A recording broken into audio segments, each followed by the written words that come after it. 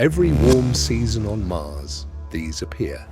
Dark streaks, hundreds of meters long, moving down crater walls, then disappearing in winter, then coming back the following year.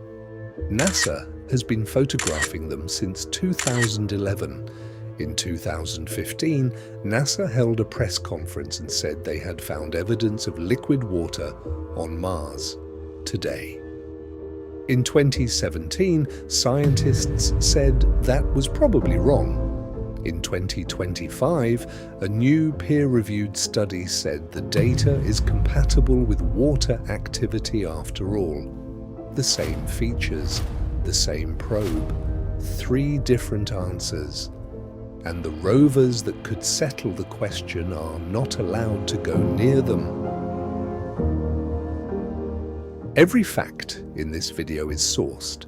The images come directly from the HiRISE camera, operated by the University of Arizona for NASA. The papers are peer-reviewed and publicly available. Here is the full story. The Mars Reconnaissance Orbiter launched in August 2005. It has been orbiting Mars for 20 years.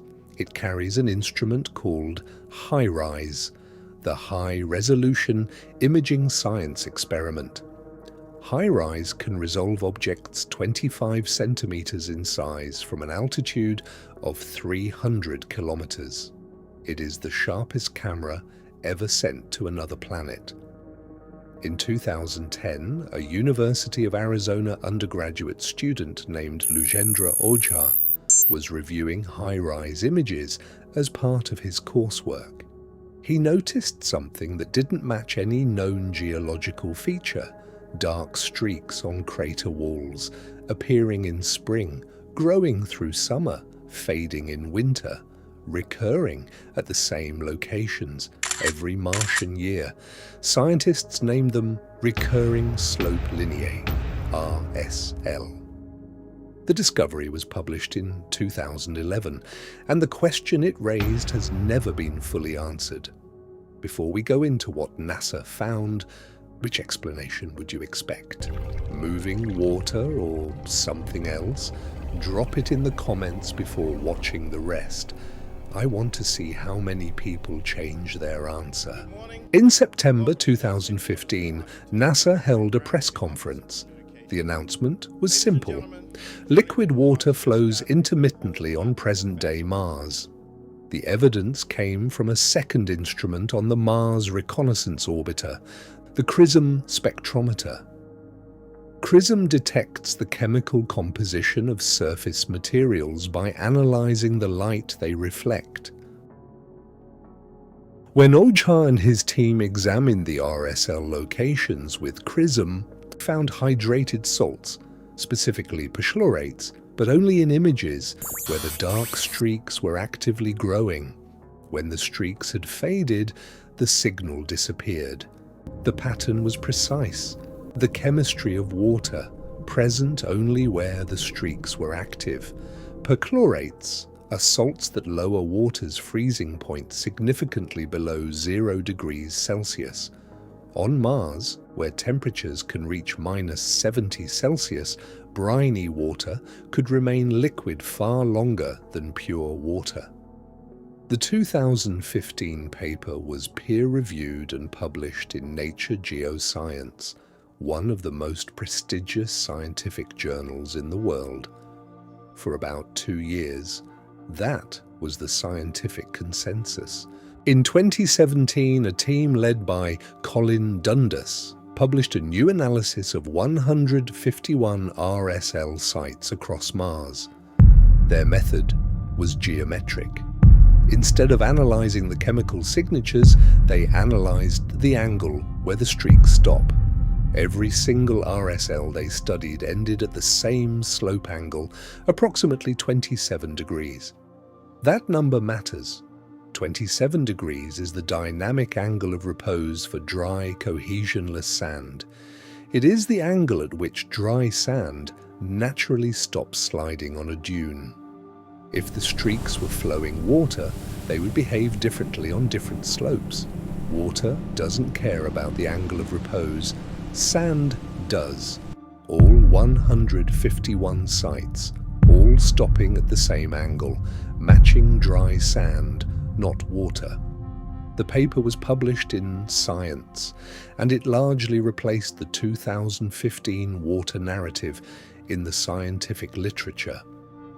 For about 8 years, dry granular flows was the dominant explanation. Here is the part of this story that almost never makes it into mainstream coverage. If the RSL are flowing water, even briny, barely liquid water, they are classified as a special region under NASA's planetary protection policy. And special regions cannot be visited. The rovers are not prohibited from visiting RSL because they're dangerous. They're prohibited because they might be too habitable. Every spacecraft launched from Earth carries microbes. Sterilization removes most of them, not all. If a rover drove into an active RSL site and contaminated it with Earth bacteria, any future detection of life on Mars would be scientifically meaningless.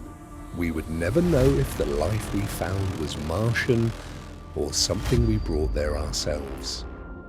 So NASA has a formal policy. The streaks that might be water are untouchable. The probe that found them orbits overhead. The rovers that could investigate drive past them. One of the most significant potential discoveries in human history is sitting on a crater wall on Mars. And we have decided not to look, precisely because it might be real. The next video in this series covers what happens if we ever do confirm life on Mars and why the scientific implications are more unsettling than most people expect. Subscribe to Untold Universe so you're here when it drops. Tuesday, Thursday, Saturday. In 2025, the story flipped again. Not once, twice. In July, a team led by Shuo Liu at the Hong Kong Polytechnic University published a time series analysis in Scientific Reports, a nature journal. They did something no one had done before. Instead of analyzing chemistry or slope angles, they tracked how RSL in Palakir and Raga craters changed across 5 consecutive Mars years, year by year, season by season, frame by frame. And they found something the dry sand theory cannot explain. During the 2018 global dust storm, the one that engulfed the entire planet, the number of active RSL sites surged dramatically. The storm raised surface temperatures by up to 40 degrees. Warmer temperatures would accelerate the melting of underground ice, more meltwater reaching the surface, more streaks activating simultaneously. Dry sand does not respond to dust storms that way. Water does. The team also found that RSL are concentrated around bedrock outcrops, not loose sediment, and a landslide observed near the RSL-rich zone may have been triggered by groundwater influx destabilizing the slope. That is a landslide caused by water moving underground on Mars. Their conclusion, and these are the exact words from the paper, is that RSL are, quote, compatible with contemporary water activity from bedrock aquifer melting. Not confirmed, not proven, compatible. But that was only the first paper. 1 month later, in August 2025, Vincent Chevrier at the University of Arkansas published a 20-year study in Nature Communications, Earth and Environment. He used meteorological data from the Viking 2 lander, the only mission that clearly observed and characterized frost on Mars, combined with climate modeling. And he found that during late winter and early spring, the conditions on Mars align perfectly for brine formation. Not once a season, not occasionally, twice a day, at dawn and at dusk. For roughly one Martian month each year, the temperature hovers right at -75 degrees, the exact melting point of calcium perchlorate brine. The salts that NASA detected in the RSL sites, the same salts that certain Earth microbes eat for energy. For a few minutes, twice a day, those salts melt into liquid water on the Martian surface. Then the temperature shifts and the water vanishes. After 10 years and 2 reversals, the water hypothesis is not just back. It has data from 2 independent teams published in 2 Nature journals in the same year. Here is what is at stake. In 1977, we found ecosystems on Earth surviving in complete darkness with no sunlight, living entirely on chemical energy from hydrothermal vents. Life doesn't need a star. If the RSL are briny water seeping to the Martian surface, the conditions match exactly. Liquid water, mineral-rich rock, and the same salts NASA detected in the RSL sites, the ones they said meant water, are the same salts that certain Earth bacteria eat for energy. There are hundreds of confirmed RSL sites on Mars. All of them are untouchable.